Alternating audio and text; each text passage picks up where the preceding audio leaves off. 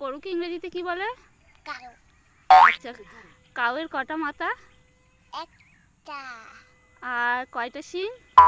দুইটা। আর কয়টা কান? দুইটা। কয়টা চোখ?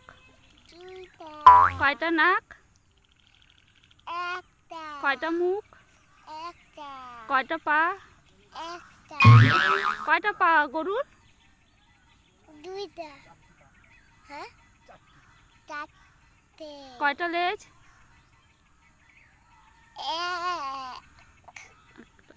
হ্যাঁ। আচ্ছা, গরু কি খায়? ঘাস। জোরে বলতেছে না। গরু কি খায়? গরু কি খায়? গরু ঘাস খায়। হ্যাঁ। আর গরু আমাদের কি দেয়? দুধ।